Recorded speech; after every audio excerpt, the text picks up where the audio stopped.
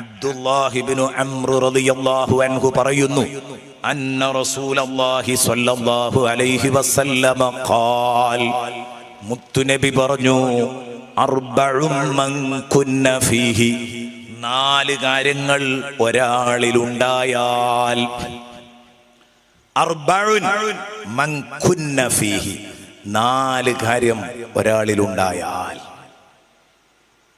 ഫലാ അലൈക, ഹബീബ് റസൂലുള്ളാഹി സ്വല്ലല്ലാഹു അലൈഹി വസല്ലം തങ്ങളുടെ പ്രയോഗമാണ്. 4 കാര്യം ഇദാ കുന്ന ഫീക, നിന്നിലുണ്ടായാൽ, അർബഉൻ ഇദാ കുന്ന ഫീക, ഞാൻ വായിച്ചെടുത്ത് പഴച്ചു പോയിട്ടുണ്ട്, മൻ കുന്ന ഫീഹി എന്നല്ല, അർബഉൻ ഇദാ കുന്ന ഫീക, 4 കാര്യങ്ങൾ നിന്നിലുണ്ടെങ്കിൽ, 4 കാര്യം, ആ കോളങ്ങൾ നിന്നിൽ ഫില്ലാണെങ്കിൽ, ഫലാ അലൈക, പിന്നെ നിനക്കൊരു കുഴപ്പമില്ല, മാ ഫാതക മിനദ് ദുനിയ, ദുനിയാവ് എന്ത് നഷ്ടപ്പെട്ടാലും ഒരു കുഴപ്പമില്ല. 4 കാര്യങ്ങൾ നിന്റെ ജീവിതത്തിലുണ്ടെങ്കിൽ പിന്നെ ദുനിയാവിൽ എന്ത് കിട്ടിയിട്ടില്ലെങ്കിലും ഒരു കുഴപ്പമില്ല. അതാണ് ഇപ്പൊ അതിന്റെ മലയാളം. 4 കാര്യം ജീവിതത്തിലുണ്ടെങ്കിൽ പിന്നെ ദുനിയാവിൽ എന്ത് കിട്ടിയില്ലെങ്കിലും ഒരു കുഴപ്പമില്ല. അവൻ ഭൂലോക മുതലാളിയാണ്. പിന്നെ ദുനിയാവിൽ ഒരു നഷ്ടവും അവനെ സംബന്ധിച്ചിടത്തോളം നഷ്ടമല്ല. കച്ചവടം പൊട്ടിപ്പോയി, ഒരു പ്രശ്നവുമില്ല. മക്കളുണ്ടായിട്ടില്ല, പ്രശ്നമല്ല സുഹൃത്തുക്കളെ. മരിക്കോളു രോഗിയായിരുന്നു, വിഷയമല്ല സഹോദരന്മാരെ. പക്ഷെ 4 കാര്യം ജീവിതത്തിൽ ഉണ്ടാവണം. എന്നാൽ ഈ ഭൂമിയിൽ ഏത് സുഖ സൗകര്യങ്ങൾ നഷ്ടപ്പെട്ടാലും അതൊരു നഷ്ടമല്ല. ഫലാ അലൈക, നിനക്കൊരു കുഴപ്പമില്ല, മാ ഫാതക മിനദ് ദുനിയ, ദുനിയാവിൽ എന്ത് നഷ്ടം സംഭവിച്ചാലും. ഏതാണ് ആ 4 കാര്യം? ഒന്ന് വായിക്കാം, ശ്രദ്ധിച്ചു കേട്ടോ. ഹിഫ്ളു അമാന, അമാനത്ത് കീപ്പ് ചെയ്യുക.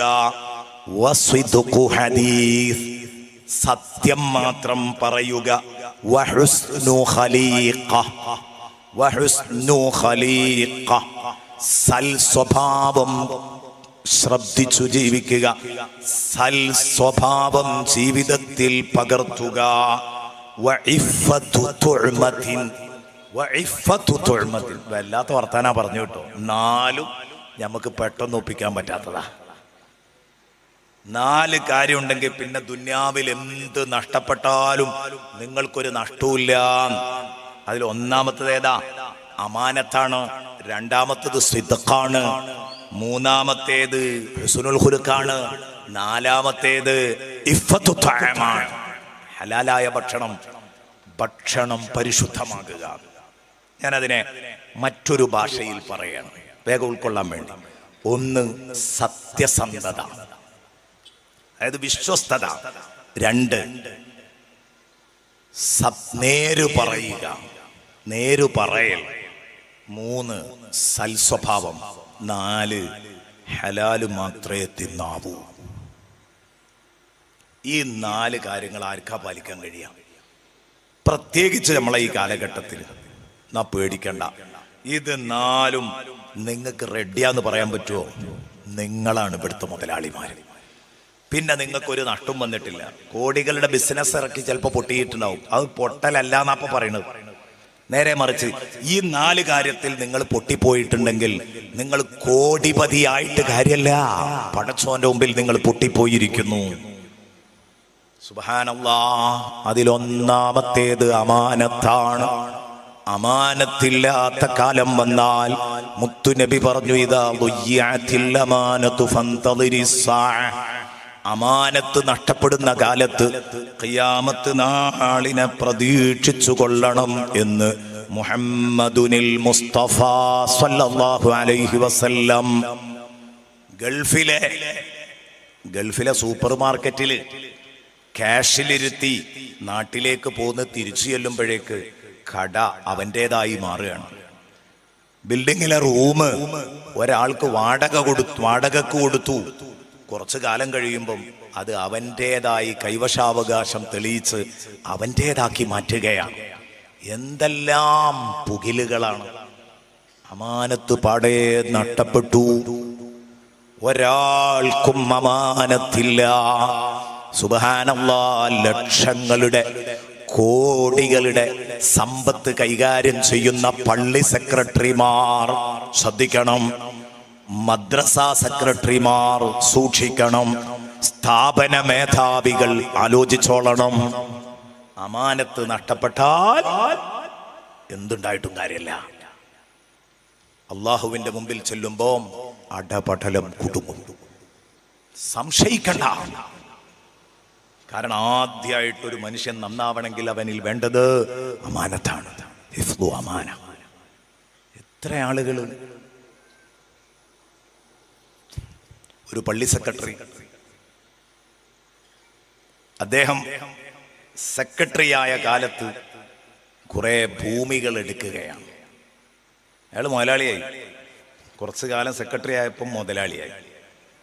ആളുകൾ പറഞ്ഞു, പൊതു ഫണ്ട് കൊണ്ട്, പള്ളിയുടെ ഫണ്ട് കൊണ്ട്, ബൈത്തുൽ മാലിന്റെ ഫണ്ട് കൊണ്ടാണ് ഇതൊക്കെ ഉണ്ടാക്കിയത്. അയാൾ പറഞ്ഞു, ഞാൻ കണക്ക് അവതരിപ്പിക്കാൻ റെഡിയാണ്. കണക്ക് അവതരിപ്പിച്ച് നോക്കുമ്പോൾ 5 പൈസ 10 പൈസ അങ്ങോട്ടും ഇങ്ങോട്ടും ഇല്ല, കറക്റ്റാണ്. കണക്ക് അയാൾ അവതരിപ്പിച്ചു. എന്നാലോ ഇയാൾക്ക് വേറെ വരുമാനമില്ല എന്ന് ഉറപ്പാണ്. കാരണം ലക്ഷങ്ങൾ കോടികൾ ആസ്തിയുള്ള പള്ളിയിൽ ആ പൈസ എടുത്തിട്ട് ഇയാൾ കച്ചവടം നടത്തി. അത് മറിച്ചു വിൽക്കുമ്പം ലാഭം പോക്കറ്റിലിട്ടു, മുതല് തിരിച്ചു കൊടുത്തു. ഇയാളുടെ ഭാഷയിൽ ഇയാള് ഒന്നും എടുത്തിട്ടില്ല. അങ്ങനെയാണോ? പള്ളിന്റെ മുതലുകൊണ്ട്, മദ്രസന്റെ മുതലുകൊണ്ട് എടുത്ത് ലാഭിച്ചത്, കച്ചവടം നടത്തി, അത് ലാഭിച്ചത് അത് പള്ളിക്കുള്ളതാ, മദ്രസക്കുള്ളതാ, അത് അയാളുടേതല്ല. എത്ര ആളുകള്. അപ്പൊ എല്ലാവരും ശ്രദ്ധിക്കണം, പൊതുപ്രവർത്തകർ ശ്രദ്ധിക്കണം. അത് പാർട്ടിയിലാവാ, സംഘടനയിലാവാ, കമ്മിറ്റിയിലാവാ. സ്ഥാപന മേധാവികളും കരുതണം. പടച്ചോനെ പേടിയില്ലെങ്കിൽ പണം കയ്യിലൊട്ടും. വളരെ ഗൗരവമുള്ള കേസാണ്. ചിലപ്പോഴൊക്കെ ടൈറ്റ് ഉണ്ടാകുമ്പോൾ നമ്മൾ തിരിഞ്ഞു പോകും, പിന്നെ തിരിച്ചു വെക്കാന്ന് കരുതും. ആലോചിക്കരുതേ. ചിലപ്പോ സാഹചര്യങ്ങൾ അതിന് സമ്മതിക്കില്ല. അതാണ് ഇന്നാറദിനൽ അമാനത എന്ന് പറഞ്ഞ ആയത്തിന്റെ തഫ്സീറിൽ ചിലർ പറഞ്ഞത്, ഉത്തരവാദിത്വം ഏറ്റെടുക്കുമ്പോ ഓർക്കൂല, ഇതിന്റെ നിർവഹണ സമയത്ത് എനിക്ക് വല്ല തടസ്സവും വരുമോ. ചിലപ്പോൾ തടസ്സങ്ങൾ നേരിടും. ചിലപ്പോൾ നമ്മുടെ സങ്കുചിത മനസ്സ് ആ ഉത്തരവാദിത്വ നിർവഹണത്തിന് ആ സമയത്ത് സമ്മതിക്കില്ല. ഇബ്ലീസ് ഒപ്പം കൂടും. ഇതൊക്കെ കാരണമാകുന്നു വിശദീകരിക്കുന്നുണ്ട്. അതുകൊണ്ട് ഒന്നാമതായിട്ട് വേണ്ടത് അമാനത്താണ്. രണ്ടാമത് വസിദ്ഖു ഹദീസ്. അത് പറയാതെ രക്ഷപ്പെടാം. കാരണം കഴിഞ്ഞ ദിവസം പറഞ്ഞത് മുഴുവനും അതാ. നേര് പറയണം, സത്യം മാത്രമേ പറയാവൂ. സത്യം പറഞ്ഞാലുള്ള ഗുണമൊക്കെ ഇന്നലെ ഭംഗിയായിട്ട് പറഞ്ഞു. ഇനി അത് വിശദീകരിക്കേണ്ടതില്ല. മുത്തുനബി സ്വല്ലല്ലാഹു അലൈഹി വസല്ലമ തങ്ങളെപ്പറ്റി നമ്മൾ കേട്ടല്ലോ, ഒരിക്കലും അവിടുന്ന് കള്ളം പറഞ്ഞിട്ടില്ല. ഒരു ദിവസം ഹബീബായ നബി തങ്ങള് ഒരു വഴിയിലൂടെ അങ്ങനെ പോകുമ്പം ഒരു ഉമ്മയോടെന്തോ വികൃതി കാണിച്ച് വിരണ്ടോടുന്ന കുഞ്ഞിനെ ഉമ്മ വിളിക്കുന്നു, മോനെ വാ, വാ മോനെ. അപ്പൊ കുഞ്ഞ് തിരിച്ചു ചോദിക്കുക, എന്തേ ഉമ്മ? വാ വാ, ഞാൻ നിനക്കൊരു സാധനം തരാം. ഞാൻ നിനക്കൊരു സാധനം തരാന്ന് പറഞ്ഞു. ഇപ്പൊ റസൂലുള്ള അതിലൂടെ അങ്ങനെ പാസ് ചെയ്യാണ്. ഈ ഉമ്മ പറഞ്ഞത് റസൂലുള്ള കേട്ടു. അപ്പോൾ മുത്തുനബി ചോദിച്ചു, മോളെ, മാ കുന്ത തുഅ്തീനഹു ഇദാ ജാഅകി. ആ കുട്ടി നിന്റെ അടുത്തേക്ക് ഓടി വന്നാൽ, നിന്റെ വിളി കേട്ട് വന്നാൽ, നീ എന്താണ് ആ കുട്ടിക്ക് കൊടുക്കുക? ഹബീബ് സല്ലല്ലാഹു അലൈഹി വസല്ലം എന്തായിരിക്കും കൊടുക്കുക എന്ന് ചോദിച്ചു. നബിയാണല്ലോ ചോദിച്ചത്.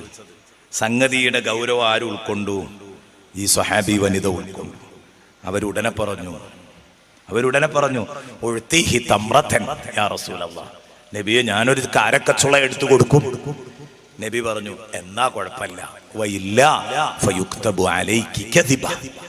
ഹബീബായ റസൂലുള്ള പറഞ്ഞു, അതല്ലെങ്കിൽ നീ കള്ളം പറഞ്ഞവരുടെ ലിസ്റ്റിൽ അള്ളാഹു നിന്നെ പറ്റി എഴുതുട്ടോ. നിന്റെ അക്കൗണ്ടിൽ ഒരു കളവ് അവിടെ ഉണ്ടാവും, നിന്റെ കർമ്മപുസ്തകത്തില് ഒരു കളവ് അവിടെ ഉണ്ടാവും. ഇതൊക്കെ ഇപ്പൊ സാധാരണ നമ്മളെ ഉമ്മാരൊക്കെ എപ്പോഴും പറയണതല്ലേ, നമ്മളൊക്കെ പറയണതല്ലേ. കുട്ടികളെ കബളിപ്പിക്കാറില്ലേ? ഓടിപ്പോകുന്ന കുട്ടിയെ തിരിച്ചു കിട്ടാൻ വേണ്ടി നമ്മൾ എന്തൊക്കെ പറയാറുണ്ട്. വന്നാൽ ചിലപ്പോൾ പള്ള നിറച്ച് തല്ലായിരിക്കും കൊടുക്കുക, അല്ലെങ്കിൽ ആ കുട്ടിനെ പറ്റിക്കുക. റസൂലുള്ള പറഞ്ഞു, ഒരു സാധനം തരാന്ന് പറഞ്ഞ് വിളിച്ചാൽ ഈ കുട്ടി എന്തോ ഐസ്ക്രീം കിട്ടും, മിഠായി കിട്ടും, അല്ലെങ്കിൽ ചോറ് കിട്ടും എന്ന് കരുതി ഓടി വരുന്ന കുട്ടിക്ക് ആ കുട്ടിയെ ഒരിക്കലും നിങ്ങൾ നിരാശപ്പെടുത്തരുത്. കളവ് പറയുന്നതിൻ്റെ ഗൗരവം മക്കൾക്ക് കുറഞ്ഞു പോകും. അവരാധരിക്കുന്ന ചുണ്ടിൽ നിന്ന് നിരന്തരം കളവ് പറയുന്നത് കേട്ടാൽ, അവരാദരിക്കുന്ന ചുണ്ടുകളിൽ നിന്ന് കളവിന്റെ നൈരന്തര്യം എപ്പോഴാണോ ഏതൊരു കുട്ടിക്കും ബോധ്യമാകുന്നത്, ആ കുട്ടിക്ക് കളവിനോടുള്ള ഗൗരവം കുറയും. എൻ്റെ അമ്മ പറയാറുണ്ട്, എൻ്റെ വാപ്പ പറയാറുണ്ട്, എൻ്റെ ഉസ്താദ് കളവ് പറയാറുണ്ട്, പിന്നെ എനിക്കെന്താ പറയുന്നതിന്, അങ്ങനെ ഉണ്ടാകുക. അപ്പം അതുകൊണ്ട് കള്ളം പറയരുത്, വളരെ പ്രധാനപ്പെട്ടതാണ്. അത് കഴിഞ്ഞിട്ട് പറഞ്ഞു, സ്വഭാവം. അതൊന്നും പാലിക്കാൻ കഴിയാത്ത സംഭവമാണ്. 4ന്റെ കോല അങ്ങനെയാണ്.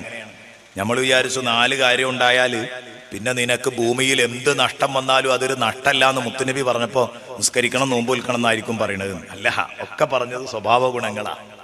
എല്ലാം സ്വഭാവ ഗുണാണല്ലോ. 3-മത്തേത് പറഞ്ഞു, നല്ല സൽസ്വഭാവം, മൊത്തത്തിൽ സൽസ്വഭാവം വേണം. സുബ്ഹാനമൻ ജല്ല ജലാലു ഞാനിവിടെ പരിചയപ്പെടുത്തിയിട്ടുണ്ട് കഴിഞ്ഞ ദിവസം. വഇന്നക ലഅലാ ഖുലുഖിൻ അദീം. കൂടുതൽ ഉദാഹരണങ്ങൾ പറഞ്ഞിട്ടില്ല. മുത്തുനബിയാണ് ലോകത്ത് സൽസ്വഭാവത്തിന്റെ ഏറ്റവും ഉദാത്തമായ മാതൃക. വഇന്നക ലഅലാ ഖുലുഖിൻ അദീം. ബഹുമാനപ്പെട്ട സയ്യിദുനാ അലി ഇബ്നു അബീ ത്വാലിബ് കറമല്ലാഹു വജ്ഹ മഹാനവറുകൾ പറയുന്നു, നബി തങ്ങളോട് വന്നുകൊണ്ട് ഒരിക്കൽ ഒരാൾ ചോദിച്ചു, ഹൽ അബത്ത വസനൻ ഖത്തു. നബിയേ, മറ്റുള്ള ആളുകളൊക്കെ ചെറുപ്പത്തിൽ മുസ്ലിമാകുന്നതിന്റെ മുമ്പ് വിഗ്രഹങ്ങളെ ആരാധിച്ചിട്ടുണ്ട്, തങ്ങൾ വിഗ്രഹത്തെ ആരാധിച്ചിട്ടുണ്ടോ തങ്ങളെ? വിഗ്രഹാരാധന എന്ന് പറയുന്നത് അത് നെറിക്ക് എതിരാണ്, അത് നല്ല സ്വഭാവത്തിനെതിരാണ്.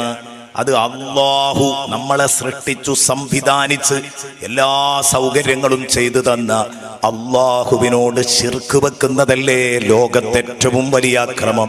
ഇന്ന ശിർക ലളുൽമുൻ അദീം. നബി സല്ലല്ലാഹു അലൈഹി വസല്ലം തങ്ങളോട് ചോദിച്ചു, അതുകൊണ്ട് ഈ കൊടിയ പാപം എപ്പോഴെങ്കിലും ജീവിതത്തിൽ തങ്ങൾ ചെയ്തിട്ടുണ്ടോ? ഉടനെ തന്നെ മുത്തുനബിയുടെ മറുപടി, ഇല്ല, ഞാൻ ഒരിക്കലും ചെയ്തിട്ടില്ല. അതുകൊണ്ടാണ് അബവാഇന്റെ മണലാരണ്യത്തിൽ കിടന്ന് അതാ മരണത്തോട് മല്ലിടുന്ന ബീവി ആമിനും റളിയല്ലാഹു അൻഹ, മരണത്തെ മുഖാമുഖം കാണുന്ന ആമിനും റളിയല്ലാഹു അൻഹ 6-ാം വയസ്സിലേക്ക് പ്രവേശിച്ച 5 വയസ്സ് പ്രായമുള്ള മുത്തുനബി തങ്ങളെ നെഞ്ചോട് ചേർത്ത് പിടിച്ചിട്ടന്ന് പാടിയ ഒരു പാട്ടുണ്ട്. വല്ലാഹു അൻഹാ കാനിൽ അസ്നാമി അല്ലാ തുവാലിയഹാ മഅൽ ഖുവാമി. പൊന്നുമോനെ, എന്തോന്നറിയില്ല, ഈ നാട്ടില് ആരും വിഗ്രഹത്തിന്റെ മുമ്പിൽ തലകുനിക്കാത്തവരില്ല. എന്റെ പൊന്നുമോനെ, എന്റെ കുഞ്ഞുമോനെ അല്ലാഹു വിഗ്രഹങ്ങളിൽ നിന്ന് അകറ്റി നിർത്തിയിട്ടുണ്ട്. വല്ലാഹു അൻഹാക അനിൽ അസ്നാമി. നിന്നെ അല്ലാഹു പ്രകൃതിയിൽ തന്നെ വിഗ്രഹങ്ങളോട് അകലം പാലിപ്പിച്ചിരിക്കുകയാണ്. അതുകൊണ്ട് പൊന്നുമോനെ, അതെന്തിനാ പടച്ചോൻ ചെയ്തതെന്നറിയോ? അല്ലാ തുവാലിയഹാ മഅൽ ഖുവാമി. ബിംബാരാധനയിൽ മൂടുറച്ചു പോയ നിന്റെ നാട്ടുകാരുടെ കൂടെ കൂടി നീ ഈ വിഗ്രഹങ്ങളോട് ചങ്ങാത്തം കാണിക്കരുത്, ചങ്ങാത്തം കൂടരുത് എന്ന് കരുതിയിട്ടാണ് അല്ലാഹു നിന്നെ ചെറുപ്പത്തിലെ വിഗ്രഹങ്ങളിൽ നിന്ന് അകറ്റി നിർത്തിയത്. അതുകൊണ്ട് എൻ്റെ കുഞ്ഞുമോന് ഈ ഉമ്മ മരിക്കുന്നതിന്റെ മുമ്പായി തരാനുള്ള ഒരേ ഒരു വസിയ്യത്ത്, മോനെ, വിഗ്രഹങ്ങളുടെ മുമ്പിൽ തല കുനിക്കരുതേ, വിഗ്രഹങ്ങളുടെ മുമ്പിൽ തലകുനിക്കരുതേ എന്ന് സക്കറാത്തിന്റെ ഹാലിൽ പോലും പാട്ടുപാടി സ്വന്തം പൊന്നുമോനോട് ഉപദേശിച്ച മുത്തുനബിയുടെ ഉമ്മ മുശ്രിക്കത്താണെന്ന് പറയുന്നവന് നിങ്ങൾക്ക് ഇഷ്ടപ്പെട്ടാലും ഇഷ്ടപ്പെട്ടില്ലെങ്കിലും മുഅ്മിനീങ്ങളെ നിങ്ങൾക്ക് ഇഷ്ടപ്പെടുമെന്ന് എനിക്കറിയാം. പക്ഷേ ഏതോ ഒരാളെന്നോട് പറഞ്ഞു കണ്ടാമൃഗത്തിന്റെ തൊലിക്കെട്ടി എന്ന് പറഞ്ഞപ്പോ കുറച്ച് കൂടിപ്പോയോ. കഴിഞ്ഞ ദിവസം ഇഷ്ടപ്പെട്ടാലും ഇല്ലെങ്കിലും ഞാൻ പറയുന്നു, ഈ ആമിനുമ്മ മുശ്രിക്കത്താണെന്ന് പറയുന്നവന് കണ്ടാമൃഗത്തിന്റെ തൊലിക്കട്ടി പോരാ. എന്താ ഈ പറയുന്നത്? അല്ലാഹുവിന്റെ റസൂലിനോട് ചോദിച്ചു, നബിയെ തങ്ങൾ ബിംബാരാധന നടത്തിയിട്ടുണ്ടോ? ഖാലല, ഒരിക്കലും ഒരു വിഗ്രഹത്തിന്റെയും മുമ്പിൽ ഞാൻ തലകുനിച്ചിട്ടില്ല. ഒരിക്കലും ഞാൻ ഒരു വിഗ്രഹത്തിന്റെ മുമ്പിലും തലകുനിച്ചിട്ടില്ല. ഞാൻ അങ്ങനെ ഒരു കമന്റ് ഒരാൾ പറഞ്ഞപ്പോ അയാളെ മോശാക്കിയതല്ല കേട്ടോ, എനിക്കങ്ങനെ അല്ലാതെ പറയാതിരിക്കാൻ പറ്റൂല, അതുകൊണ്ട് പറഞ്ഞതാ. അദ്ദേഹം പറഞ്ഞു ഉസ്താദിന്റെ മിതഭാഷ കീപ്പ് ചെയ്യണം എന്നാണ് അയാളുടെ ഭാഷ. അയാള് അതിനോട് എതിർപ്പുള്ള ആളൊന്നുമല്ല, നമ്മൾ പറയുന്ന തന്നെ, പക്ഷെ മിതഭാഷ കീപ്പ് ചെയ്യണം. ഈ വിഷയത്തിൽ അങ്ങനെ പറയാൻ പറ്റുള്ളൂ, അതുകൊണ്ടാണ്. അതിലൊന്നും ഉണ്ടായിട്ടല്ല. ഖാലൂ, അപ്പൊ സഹാബത്ത് അടുത്ത ചോദ്യം, ഫഹൽ ശരിബ്ത ഖംറൻ, ജീവിതത്തിൽ എപ്പോഴെങ്കിലും മദ്യപിച്ചിട്ടുണ്ടോ നബിയേ? അതൊക്കെ അന്ന് സർവ്വസാധാരണയാണ് നബി തങ്ങളുടെ ചെറുപ്പകാലത്തെ. അപ്പൊ എവിടെയെങ്കിലും കമ്പനി കൂടി എന്നിട്ട് ഒരു പെഗ് അടിച്ചിട്ടുണ്ടോ ചോദിക്കുന്നത്. മറുപടി ഇല്ല. നബി തങ്ങൾ പറഞ്ഞു, അങ്ങനെ ഒരു കുറ്റപത്രം എന്റെ പേരിൽ ഉണ്ടാവൂല. ചെറുപ്പകാലത്ത് പോലും ഞാൻ ഒരു മുറുക്ക് പോലും കുടിച്ചിട്ടില്ല. വമാ സിൽതു അഅരിഫു അന്നല്ലദീ ഹും അലൈഹി കുഫർ. എന്റെ നാട്ടുകാർ ശീലിച്ചു പോന്ന ശീലങ്ങളൊക്കെ അത് സത്യനിഷേധമാണെന്ന ബോധം എനിക്കുണ്ടായിരുന്നു. ഹബീബ് റസൂലുള്ള പറയാണ്, ചെറുപ്പത്തിൽ തന്നെ ഉണ്ട്. ഖുർആൻ ഇറങ്ങുന്നതിന്റെ മുമ്പ് തന്നെ എന്റെ മനസ്സിന് ഇതറിയാം, ഇതൊന്നും ശരിയല്ല. പക്ഷേ എനിക്കറിയാത്തത് എന്തായിരുന്നു എന്നറിയോ? വമാ കുന്തു അദ്രീ, നുബുവത്തിന്റെ മുമ്പ് എനിക്കറിയില്ലായിരുന്നു മൽ കിതാബു വലൽ ഈമാൻ, എന്താണ് കിതാബ്, എന്താണ് ഈമാൻ, അതിന്റെ പൂർണ്ണ ഉദ്ദേശ്യം എന്താണെന്ന് എനിക്കറിയില്ല. അതിന്റെ ഒരു പെർഫെക്റ്റ് രൂപം അതെനിക്കറിയില്ലായിരുന്നു. അത് നുബുവത്ത് ഇറങ്ങിയ ആരെയാണ്. പക്ഷെ അതിന്റെ മുമ്പും അരുതായ്മകളോട്, തിന്മകളോട് ഒത്തുപോകാൻ എനിക്ക് കഴിഞ്ഞിട്ടില്ല. തോള് ചേർത്ത് നിൽക്കാൻ എനിക്ക് സാധിച്ചിട്ടില്ല. ഇതാണ് അല്ലാഹു പറഞ്ഞത്, വകദാലിക ഔഹൈനാ ഇലൈക റൂഹം മിൻ അംരിനാ മാ കുന്ത തദ്രി മൽ കിതാബു വലൽ ഈമാൻ. സൂറത്തു ശൂറ. നബിയെ തങ്ങളിലേക്ക് ജീവൻ തുടിക്കുന്ന വഹിയാ നമ്മൾ നൽകിയത്. സജീവമായ വഹിയാണ് മുത്തുനബിക്ക് നൽകിയത്. വല്ലാത്തൊരു പ്രയോഗമാണ് അവിടെ നടത്തിയത്. വകദാലിക ഔഹൈനാ ഇലൈക റൂഹം മിൻ അംരിനാ. വഹീനെ പറ്റി പറഞ്ഞത് അങ്ങനെയാണ്. അപ്പൊ അല്ലാഹു പഠിപ്പിച്ച മത നിയമമുണ്ടല്ലോ, ആ നിയമമാണ് സത്യത്തിൽ സജീവമായ നിയമങ്ങൾ. ബാക്കിയുള്ളതൊക്കെ സ്വന്തം കെട്ടിപ്പടുത്തുണ്ടാക്കിയ എല്ലാ പ്രത്യയശാസ്ത്രങ്ങളും അതിന് ഹയ്യ് എന്ന് വിളിക്കാൻ പറ്റില്ല, അതിനെ മയ്യത്ത് എന്ന് വിളിക്കാനേ പറ്റുള്ളൂ. അപ്പൊ അതുകൊണ്ട് നബിയെ തങ്ങൾക്ക് ഇത് നമ്മൾ നൽകി. മുമ്പ് ഇതിലൊരു ക്ലാരിഫിക്കേഷൻ, മൽ കിതാബു വലൽ ഈമാൻ, ഇത് വ്യക്തമായി തങ്ങൾക്കറിയില്ലായിരുന്നു. അത് വഹിയോടുകൂടി ഹൃദയത്തിന് നേരത്തെ തെളിച്ചമുണ്ട്. 100% മുത്തുനബിയുടെ കൽബ് നുബുവത്തിന്റെ മുമ്പ് തന്നെ നൂറാണ്. ആ നൂറാകുന്ന ഹൃദയത്തിലേക്ക് വിശുദ്ധ ഖുർആനാകുന്ന നൂറും കൂടെ അങ്ങ് ഇറങ്ങിയപ്പം സൂറത്തു നൂറ് വിശദീകരിച്ചപ്പോൾ അന്ന് ഞാൻ പറഞ്ഞിട്ടുണ്ട്, നൂറുൻ അലാ നൂർ, വെളിച്ചത്തിനുമേൽ വെളിച്ചം, ഡബിൾ വെളിച്ചായി. പക്ഷെ ആ ഡബിൾ വെളിച്ചം കിട്ടിയിട്ടും പിന്നെയും മുത്തുനബിയുടെ ജീവിതത്തിൽ എവിടെയെങ്കിലും ഇരുട്ടുണ്ടോ? മെഴുകുതിരി കത്തിച്ച് തിരയുന്നവരുണ്ട്, ഞാൻ അത്രേ പറയുന്നുള്ളൂ. മെഴുകുതിരി കത്തിച്ചിട്ട് ഇത്രയും പ്രഭയാർന്ന ശോഭ പരന്നു നിൽക്കുന്ന മുത്തുനബിയുടെ ജീവിതത്തിൽ എവിടെയെങ്കിലും ഇരുട്ടുണ്ടോന്ന് അന്വേഷിക്കുന്നത് ഇവൻ എന്തുകൊണ്ടാ? ടോർച്ച് കൊണ്ടും അല്ല, മെഴുകുതിരി കൊണ്ടാ. നിങ്ങളൊന്ന് ആലോചിച്ചു നോക്ക്. യാ അല്ലാഹ്, സയ്യിദുനാ റസൂലുള്ളാഹിയുടെ വിശിഷ്ടമായ സ്വഭാവങ്ങൾ നുബൂവത്തിന്റെ മുമ്പ് പോലും അത് വളരെ മഹത്തരമായിരുന്നു. ഇനി നോക്ക് നിങ്ങൾ, ഏതൊരു മനുഷ്യനും ഉണ്ട് ദേഷ്യം പിടിക്കുക എന്ന് പറഞ്ഞിട്ടൊരു ഘട്ടം അല്ലേ? പിടിക്കട്ടാന്ന് വിചാരിച്ചാലും ദേഷ്യം പിടിച്ചു പോകുന്ന ഘട്ടം. മുത്തുനബി എത്ര സഹനശീലനായിരുന്നു. ഹബീബിന്റെ ആ ഹുസ്നുൽ ഖുലുഖ് പറയുമ്പോൾ എൻ്റെ ഓർമ്മയിലേക്ക് കടന്നു വരികയാണ് ഇമാം ബുഖാരി മുസ്ലിം റിപ്പോർട്ട് ചെയ്ത ഒരു ഹദീസ്. നബിതങ്ങളോടുകൂടെ അനസ് റളിയല്ലാഹു അൻഹു പറയാണ്, ഞങ്ങൾ മുത്തുനബിയുടെ കൂടെ മദീനത്തെ പള്ളിയിൽ ഇങ്ങനെ ഇരിക്കുമ്പം ഇത് ഒരു അഅ്റാബി വന്നു. അയാള് ഗ്രാമവാസിയാണ്, അയാള് പട്ടണ നിവാസിയല്ല. അതുകൊണ്ട് അദ്ദേഹത്തിന് കൾച്ചർ കുറയും, സംസ്കാരം കുറയും. ആളുകളുടെ ഇടയിൽ, അതും എഡ്യൂക്കേറ്റഡ് ആയ ആളുകളുടെ ഇടയിൽ ജീവിക്കുമ്പോഴാണ് സംസ്കാരം ഉണ്ടാകുക. അപ്പൊ ഈ സംസ്കാരം ഇല്ലാത്ത ആളായതുകൊണ്ട് എന്തെങ്കിലുമൊക്കെ കാട്ടും, എന്തെങ്കിലുമൊക്കെ ചെയ്യും, എന്തെങ്കിലുമൊക്കെ പറയും. അതാണ് ഇവരുടെ നിലപാട്. വന്നു, സംസ്കാരശൂന്യനാണ് അദ്ദേഹം. വന്നു, എന്നിട്ട് പള്ളിയിലേക്ക് കയറി നിന്നു. അദ്ദേഹത്തിന് മൂത്രമൊഴിക്കാൻ മുട്ടി. പള്ളിയിൽ കുത്തനെ നിന്നിട്ട് മൂത്രമൊഴിക്കുകയാണ്. സുബ്ഹാനല്ലാഹ്. അപ്പോഴേക്ക് മുത്തുനബിയുടെ പ്രിയപ്പെട്ട അനുയായികൾ പറഞ്ഞു, ഫഖാല അസ്ഹാബു റസൂലില്ലാഹ്, അല്ലാഹുവിന്റെ റസൂലിന്റെ കൂട്ടുകാര് പറഞ്ഞു, മഹ് മഹ് മഹ്, സ്റ്റോപ്പ് സ്റ്റോപ്പ്, നിൽക്കട്ടെ, നിർത്തവിടെ. പള്ളിയിലാ മൂത്രമൊഴിക്കുന്നത്, പള്ളിയിലാ മൂത്രമൊഴിക്കുന്നത്, നിർത്തവിടെ. അപ്പോൾ മുത്തുനബി പറഞ്ഞു, ശ്രദ്ധിച്ചോ, ഞാൻ മുത്തുനബിയുടെ ആ സ്വഭാവം പറയുമ്പോ ഇത്ര സ്നേഹം കാണിക്കാൻ മുത്തുനബിക്ക് തന്നെ കഴിയുള്ളൂ. മുത്തുനബി ഉടനെ പറഞ്ഞു അവരോട്, അള്ളാഹുവിന്റെ റസൂൽ പറഞ്ഞു, ലാ തുസ്രിമൂ, നിങ്ങൾ അയാളുടെ മൂത്രം മുറിക്കല്ലേ. ഉണ്ടോ? മുത്തുനബി അയാളെ ശകാരിക്കല്ലേ എന്നല്ല പറഞ്ഞത്, അയാളെ മൂത്രം മുറിക്കല്ലേ കേട്ടോ. അയാൾ സ്വസ്ഥമായിട്ട് മൂത്രം ഒഴിക്കുകയാണ്, അതാണ് ഒഴിച്ചോട്ടെ. മൂത്രം മുറിക്കല്ലേ. പള്ളിയിലാ മൂത്രം ഒഴിക്കുന്നത്, മണൽ ഭൂമിയാണ്.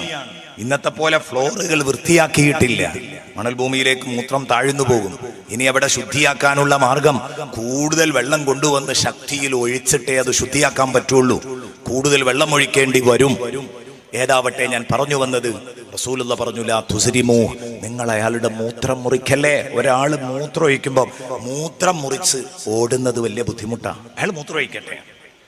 ഇന്നമാ ബുഇസ്തും മുയസ്സിരീൻ വലം തുബഅസൂ മുഅസ്സിരീൻ, നിങ്ങളെ നിയോഗിക്കപ്പെട്ടത് എളുപ്പത്തിൽ, ലാഘവത്തിൽ, ലളിതമായി കാര്യങ്ങൾ പറഞ്ഞു കൊടുക്കുന്ന ആളുകളായിട്ടാണ് നിങ്ങളെ നിയോഗിച്ചത്. പ്രയാസപ്പെടുത്തുന്നവരായിട്ട് നിങ്ങളെ വിട്ടിട്ടില്ല. അപ്പം ഒരാളെ പറഞ്ഞു നന്നാക്കുകയാണെങ്കിലും അവിടെയുണ്ടൊരു ശൈലി. ഒരാളെ പറഞ്ഞു നന്നാക്കുകയാണെങ്കിൽ ഏറ്റവും എളുപ്പത്തിൽ അയാൾക്ക് തിരിയുന്ന രൂപത്തിൽ പറഞ്ഞു കൊടുക്കണം. സ്നേഹപൂർവം പറയണം, സ്നേഹപൂർവം അവരോട് സംസാരിക്കുക. സുബ്ഹാനല്ലാഹ്. നബിതങ്ങൾ പറഞ്ഞു, എന്നെ അല്ലാഹു പറഞ്ഞയച്ചത് മുഅല്ലിമം മുയസ്സിറാ, എളുപ്പത്തിൽ പഠിപ്പിക്കുന്ന അധ്യാപകനായിട്ടാണ്. അത് ഇങ്ങോട്ടൊന്ന് കൂട്ടി വായിച്ചു നോക്ക്. എല്ലാ സ്ഥലത്തും അങ്ങനെയാണ്. വേറെ ഹദീസിലുണ്ട്, നിങ്ങൾ യസ്സിറു വലാ തുനഫിറു, ബശ്ശിറു വലാ തുനഫിറു, യസ്സിറു വലാ തുഅസ്സിറു. നിങ്ങൾ ലളിതമായിട്ട് കൈകാര്യം ചെയ്യണം, പ്രയാസപ്പെടുത്തരുത്. നിങ്ങൾ സുവിശേഷങ്ങൾ നൽകണം, സന്തോഷിപ്പിക്കണം, ചടപ്പിക്കരുത്. പ്രയാസപ്പെടുത്താൻ പാടില്ല. അതിന് ഹൈറായാലും അങ്ങനെ തന്നെ കേട്ടോ. ഇവിടെ ഇപ്പോൾ ഹൈറാണ്, പള്ളി മൂത്രമൊഴിക്കരുത് എന്ന് പറയുന്നത് ഹൈർ തന്നെയാണ്, നല്ല കാര്യമാണ്, നല്ല ഉപദേശം തന്നെയാണ് കൊടുക്കേണ്ടത്. പക്ഷെ ഇങ്ങനെയല്ല, നിങ്ങൾ ഒന്ന് കൂളാവണം. സയ്യിദുനാ റസൂലുള്ളാഹി സ്വല്ലല്ലാഹു അലൈഹി വസല്ലം തങ്ങൾ പറഞ്ഞു. നമ്മൾ അതുകൊണ്ടാണ് ഈ വേദി പ്രയാസപ്പെടുത്താറില്ല, അല്ലേ? നമ്മൾ ഒരു ടൈം നിശ്ചയിച്ചാൽ, എന്നോട് 2 ദിവസം മുമ്പ് ഒരാൾ പറഞ്ഞു, റോട്ടിലൊക്കെ നിന്ന് വയല് കേൾക്കുന്ന സഹോദരന്മാരിങ്ങനെ പറയുന്നുണ്ട്. ഏതായാലും ഇന്ന സമയത്ത് പോകാന്ന് നമുക്ക് നേരത്തെ തീരുമാനിക്കാൻ പറ്റും. അതാണ് ഈ മജ്‌ലിസിന്റെ പ്രത്യേകത. അങ്ങനെയാ വേണ്ടത്. ഒരിക്കലും ആളുകളെ ചടപ്പിക്കാൻ പാടില്ല. ഞാൻ പ്രഭാഷണം നിർത്തുക എന്ന് പറഞ്ഞിട്ട് പിന്നെയും പറയും 2-3 മണിക്കൂർ. അപ്പൊ ഈ ഇരിക്കുന്നവർക്കൊരു പിടുത്തവും കിട്ടൂല. ഇനി എത്രയാണ്? കാരണം ഇദ്ദേഹം 5 മിനിറ്റ് കൊണ്ട് നിർത്തും എന്ന് പറഞ്ഞിട്ട് പിന്നെ 3 മണിക്കൂർ എടുത്താൽ ഇയാളുടെ 5 മിനിറ്റ് 3 മണിക്കൂറാന്ന് കണ്ടാൽ ഇനിയിപ്പോ ഒരു പിടുത്തമില്ലല്ലോ. പ്രയാസപ്പെടുത്താൻ പാടില്ല. ദുആ ചെയ്യുമ്പോൾ വരെ അങ്ങനെയാണ്, ചടപ്പിക്കരുത്. ചില സന്ദർഭങ്ങളും ഇമാമിങ്ങൾ എഴുതിയിട്ടുണ്ട് കേട്ടോ. ചില സന്ദർഭങ്ങളുണ്ട്. ഇപ്പൊ ദുആയിനായിട്ട് ഒത്തുകൂടുമ്പോൾ, ഇപ്പൊ ഇതുപോലെ സമാപന ദിവസങ്ങളിലൊക്കെ ദുആയിനായിട്ട് ഒത്തുകൂടുമ്പോൾ ആർക്കും ചടപ്പില്ലാത്ത ദിവസമാണ്. ആവേശത്തോടെ ദ്വാരക്കുന്ന സദസ്സാണെങ്കിൽ കുറച്ച് നീട്ടി ദ്വാരക്കാം. അതല്ലെങ്കിൽ അത്യാവശ്യ കാര്യങ്ങൾ പറഞ്ഞു വേഗം പിരിച്ചുവിടണം. നിസ്കാരത്തിന്റെ ശേഷമൊക്കെ അങ്ങനെ തന്നെയാണ്. കഴിഞ്ഞ കൊല്ലം ഒരാള് പള്ളിയിലേക്കൊരു ഉസ്താദിനെ കിട്ടുമെന്ന് ചോദിച്ചു എന്നോട്. ഞാൻ ചോദിച്ചു, നിങ്ങളുടെ ഡിമാൻഡ് എന്തൊക്കെയാണ്? ഡിമാൻഡ് കാര്യമായിട്ടൊന്നാണുള്ളത് ഉസ്താദെ, പഠിച്ചതൊക്കെ ദ്വാരക്കാൻ പറ്റൂല. അയാൾ പറഞ്ഞ പഠിച്ചതൊക്കെ ദ്വാരക്കാൻ പറ്റൂല. നോക്ക്, നിങ്ങൾ ആളുകൾക്ക് അതിലുള്ള പ്രയാസമാണ് ഞാൻ പറയുന്നത്. അങ്ങനെ പ്രയാസപ്പെടുത്തരുത്. അല്ലെങ്കിൽ 5 വക്തിലെ നിസ്കാരങ്ങളുടെ ശേഷമുള്ള ദുആയൊക്കെ അങ്ങനെ വളരെ ലളിതമായി നടത്തേണ്ട ഒരു ചടങ്ങാണ്. വളരെ ലളിതമായി നടത്തേണ്ട ഒരു ചടങ്ങാണ്. അൽഹംദുലില്ലാഹ്, ഞാൻ പറഞ്ഞു വന്നത് കുറച്ച് ദ്വാരക്കുക. ഒരുപാട് നേരം ഇങ്ങനെ ദ്വാരക്കുമ്പോ ചിലപ്പോഴൊക്കെ ആളുകൾ മടുത്ത് ആമീൻ പറയുമ്പോൾ ചിലപ്പോൾ എന്നെ പോലുള്ളവർക്കൊക്കെ തോന്നാറുണ്ട്. പക്ഷേ എൻ്റെ ഈമാന്റെ കുറവായിരിക്കും. എനിക്കിങ്ങനെ തോന്നും, ഇപ്പൊ ജനങ്ങൾ ആമീൻ പറയുന്നത് പഠിച്ചോനെ ഒന്ന് നിർത്തി കിട്ടിയെങ്കിൽ ആമീൻ എന്നാണോ പറയണത് എന്ന് ചിലപ്പോൾ തോന്നിപ്പോകാറുണ്ട്. കാരണം ചില മജ്‌ലിസുകളുടെ സ്വഭാവങ്ങൾ കാണുമ്പം നമുക്കങ്ങനെ തോന്നിപ്പോകും എന്ന് പറഞ്ഞതാണ്. അതേസമയം ദിക്റിനായിട്ട് ദുആയിനായിട്ട് ഒരുമിച്ച് കൂടുന്ന ദുആ മജ്‌ലിസുകൾ ഉണ്ട് കേട്ടോ. അതിനെല്ലാം കുറ്റപ്പെടുത്തുന്നത്. അവിടെ കുറച്ച് ദ്വാരക്കേണ്ടി വരും. കാരണം ദ്വാരക്കാനായിട്ട് ആളുകൾ വരുന്നതാണ്. അപ്പൊ അവിടെ ദുആ വേണ്ടി വരും. ഏതായാലും പറഞ്ഞു നബിതങ്ങൾ, പ്രയാസപ്പെടുത്താൻ അല്ലാഹു നിങ്ങളെ പറഞ്ഞയച്ചിട്ടില്ല. ദഅവത്ത് ലളിതമായിട്ടായിരിക്കണം. ബുഇസ്തും മുയസ്സിരീൻ വലം തുബഅസൂ മുഅസ്സിരീൻ. അപ്പൊ അവരെന്ത് ചെയ്തു? നബിതങ്ങൾ പറഞ്ഞതല്ലേ. പിന്നെ അയാളെ വെറുതെ വിട്ടു. അയാൾ മൂത്രമൊക്കെ ഒഴിച്ചു കഴിഞ്ഞു.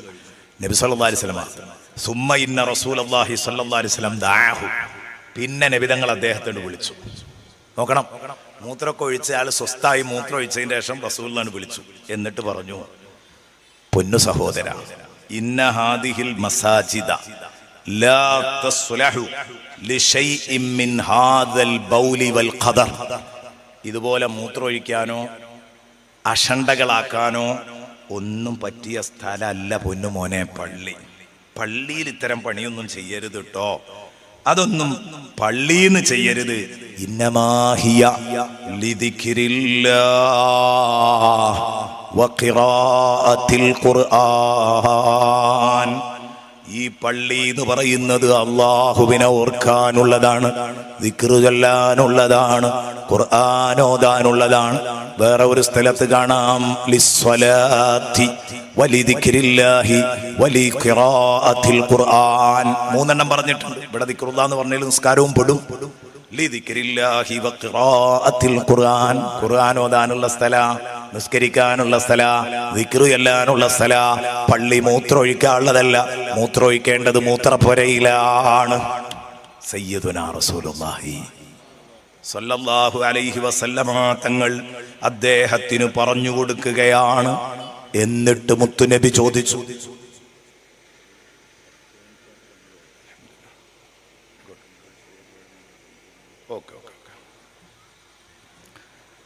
നബി സല്ലല്ലാഹു അലൈഹി വസല്ലമ തങ്ങൾ പറഞ്ഞു, ഒരു ബക്കറ്റ് വെള്ളം കൊണ്ടുപോവാന്ന് പറഞ്ഞു വേറൊരാളോട്.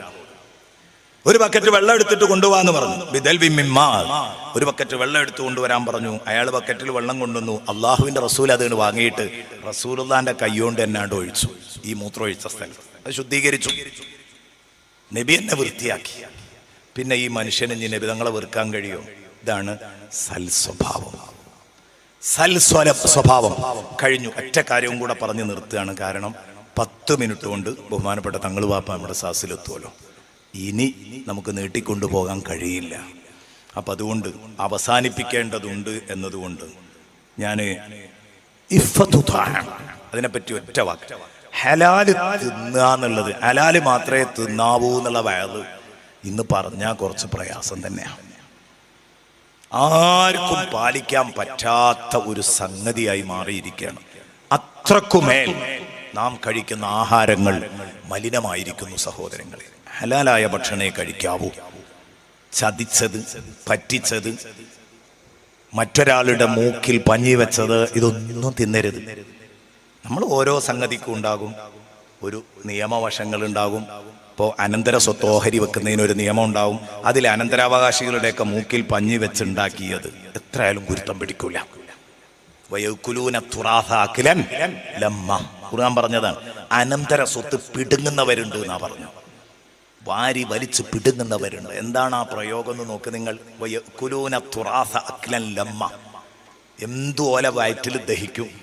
അനന്തര സ്വത്ത് ഏതെങ്കിലും ഒരു അവകാശിക്കായിട്ട് കൊടുക്കാതെ വേറുള്ളവർ മാത്രം കൈകാര്യം ചെയ്യാം. കയ്യൂക്കുള്ളവർ മാത്രം ഓഹരി വെച്ചെടുക്കുക. അരുത്. പടച്ചോനെ പറ്റിക്കാൻ കഴിയില്ല എന്ന് ഓരോരുത്തരും ആലോചിച്ചോളണം. ഓരോരുത്തരും ആലോചിച്ചണം. കച്ചവടം നടത്തുമ്പോൾ നല്ല സൂക്ഷ്മത വേണം. ജോലിയിൽ നല്ല സൂക്ഷ്മത വേണം. ഹലാല് മാത്രമേ തിന്നാവൂ. നിങ്ങൾക്കറിയോ, ബഹുമാനപ്പെട്ട അബൂബക്കറിന് സിദ്ദീഖ് റളിയല്ലാഹു അൻഹുവിന് ഒരു അടിമ ഉണ്ടായിരുന്നു. ഒരു ദിവസം ആ അടിമ ബഹുമാനപ്പെട്ടവർക്ക് ഡിന്നർ കൊണ്ടുവന്നു കൊടുത്തു. ഫാതാഹു ലൈലത്തം ബിത്വാം, രാത്രി ഭക്ഷണം എത്തിച്ചു. അപ്പോ സിദ്ദീഖ് റളിയല്ലാഹു അൻഹു അതിൽ നിന്ന് ഒരു പിടി കഴിച്ചു. ഒരു പിടി ബഹുമാനപ്പെട്ട സിദ്ദീഖ് റളിയല്ലാഹു അൻഹു കഴിച്ചു. എന്നിട്ട് ബാക്കി അങ്ങ് കൊടുത്തു. അപ്പൊ അടിമ ചോദിച്ചു, മാലക കുന്ത തസ്അലുനി കുല്ല ലൈല മിൻ അയ്ന ജിഅത ബിഹാദാ വലം തസ്അൽനി അല്ലൈല. എല്ലാ ദിവസവും ഞാൻ ഭക്ഷണം കൊണ്ടുവരുമ്പോ ഈ ഭക്ഷണം എവിടുന്നാ കിട്ടിയത് എന്ന് നിങ്ങൾ ചോദിക്കാറുണ്ട്. ബഹുമാനപ്പെട്ടവർക്ക് അറിയുമെങ്കിലും ഇതിൽ വല്ല ഹറാമിന്റെ കലർപ്പുണ്ടോ എന്ന് അറിയാൻ ഒന്നും കൂടെ ചോദിച്ച് ഉറപ്പുവരുത്തിയിട്ടേ തിന്നുള്ളൂ. ഇന്നൊന്നും ചോദിക്കാതെ വേഗം ഒരല്പം ഭക്ഷണം എടുത്ത് കഴിച്ചല്ലോ നിങ്ങൾ. അതെന്തേ ഇന്ന് മിൻ അയ്ന ജിഅത ബിഹാദാ എന്ന് ചോദിക്കാത്തത് എന്തേന്ന് ചോദിച്ചു. അപ്പൊ പറഞ്ഞു, ബഹുമാനപ്പെട്ടവരതിന് മറുപടി പറഞ്ഞു, ഹമലനി അലാ ദാലിക അൽ ജൂ', അതിനെന്നെ പ്രേരിപ്പിച്ചത് വിശപ്പിന്റെ കാഠിന്യാണ്. ഇന്ന് നല്ലോണം വിശന്നിരുന്നു ഭക്ഷണം എത്തുമ്പോഴേക്ക്. അപ്പൊ ഞാൻ വേഗം കണ്ടപ്പോ അങ്ങ് തിന്നു. ചോദിച്ചില്ല എന്തേ വല്ല അപകടം ഉണ്ടോന്ന് ചോദിച്ചു. ഇപ്പൊ ചോദിക്കട്ടെ, മിൻ ഐന ജിഅത ബിഹാദാ, ഇന്ന് ഇതെവിടെന്നായി കൊണ്ടുവന്നതെന്ന് ചോദിച്ചു. അപ്പൊ പറഞ്ഞു, ഇതിലൊരു വലിയ രഹസ്യമുണ്ട്. ജാഹിലിയ കാലത്ത്, ഇപ്പോഴൊന്നുമല്ല, മുസ്ലിം ആയതിന്റെ ശേഷം എനിക്ക് അത്തരത്തിലുള്ള കുഴപ്പമൊന്നുമില്ല. ജാഹിലിയ കാലത്ത് ഞാനൊരു ടീമിന്റെ അടുത്ത് കൂടെ അങ്ങനെ നടന്നു പോകുമ്പോൾ അവരുടെ കൂട്ടത്തിൽ ഒരു രോഗി വിഷമിക്കുന്നത് കണ്ടപ്പം ഞാൻ അദ്ദേഹത്തിന് ഒരു ദുർമന്ത്രം നടത്തി, മന്ത്രിച്ചു കൊടുത്തു. ജാഹിലിയ കാലത്തുള്ളത് ഖുർആൻ കൊണ്ടുള്ള മന്ത്രങ്ങളല്ല, അനുവദിക്കപ്പെട്ട മന്ത്രങ്ങളല്ല, പിശാചുക്കളുടെ നാമം ജപിച്ചുകൊണ്ടുള്ള മന്ത്രങ്ങൾ. അപ്പൊ അത് വിഗ്രഹങ്ങളുടെ നാമം ജപിച്ചുകൊണ്ടുള്ള മന്ത്രങ്ങൾ അന്ന് ഞാൻ നടത്തി കൊടുത്തിരുന്നു. സംഗതി ആ ആൾക്ക് സുഖമായി. എന്നിട്ട് ഞാൻ പിന്നെ ആ വഴിയിൽ പോയിട്ടില്ല. ഇന്ന് അതിലൂടെ യാദൃച്ഛികമായി പോയപ്പോൾ അവിടെ നല്ല ഒരു കല്യാണ സദ്യ നടക്കുന്നുണ്ട്. അപ്പൊ അന്ന് നിങ്ങൾ ഇവിടെ വന്ന് മന്ത്രിച്ചു തന്നിരുന്നു എന്ന് പറഞ്ഞ് അവരെനിക്ക് ആ കല്യാണ സദ്യയിൽ നിന്ന് തന്ന നല്ല രുചികരമായ ഭക്ഷണമാണ് ഞാൻ നിങ്ങൾക്ക് ഭക്ഷിപ്പിച്ചത്. ബഹുമാനപ്പെട്ട, കുറച്ചേ തിന്നിട്ടുള്ളൂ, ഒരു ലുക്കുമ, ഒരു പിടിയേ തിന്നിട്ടുള്ളൂ.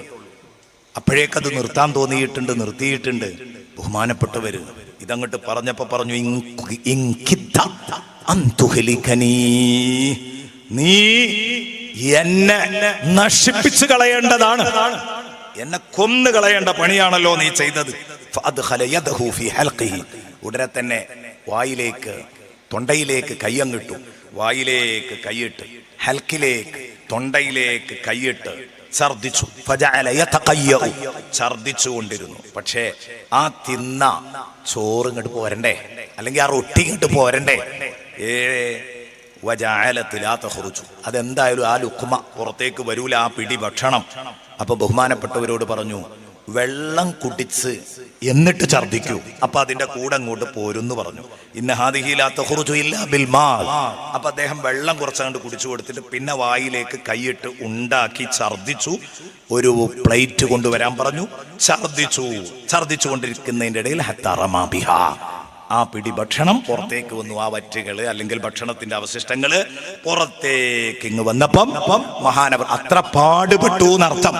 എന്നിട്ട് മഹാനവറുകൾ പറഞ്ഞു, ലൗലം തഖ്റുജ് ഇല്ലാ മഅ നഫ്സി, ഞാൻ ഛർദിച്ച് മരിച്ചാലേ ഈ ഭക്ഷണം ഇന്ന് പുറത്തു വരുള്ളൂ ആയിരുന്നെങ്കിൽ ഇലാ അഖ്റജ്തുഹ, മരിച്ചാലും ഞാനത് പുറത്തെടുക്കുമായിരുന്നു. ഇതാണ് സൂക്ഷ്മത. ആലോചിക്കാൻ കഴിയേണ്ടതുണ്ട്. ഇഫ്ഫത്തു തുഅമ, ഹലാലായ ഭക്ഷണം തിന്നുക, ദഹിക്കുന്ന ഭക്ഷണം. ശറയ്യായ രൂപത്തിലാണ് ഞാൻ ദഹിക്കുക എന്ന് പറഞ്ഞത്. മതത്തിന്റെ ഭാഷയിൽ ദഹിക്കുന്ന ഭക്ഷണം കഴിക്കണം. കാരണം അപ്പ സഹാബത്ത് ചോദിച്ചു, ഓ ഇങ്ങനെയൊക്കെ കാട്ടിക്കൂട്ടണോ, ഇങ്ങനെയൊക്കെ കാട്ടിക്കൂട്ടണോ? ഈ ഒരു പിടി ഭക്ഷണം കഴിച്ച് കുറച്ചല്ലേ കഴിച്ചിട്ടുള്ളൂ. കുല്ലു ഹാദാ മിൻ അജ്രി ഹാദിഹിൽ ലുഖ്മ, ഇതൊക്കെ കാട്ടിക്കൂട്ടിയപ്പോ ഈ ഒരു പിടി, ഈ ഒരു ഉരുള ഭക്ഷണത്തിനാണോ എന്ന് വെച്ചു.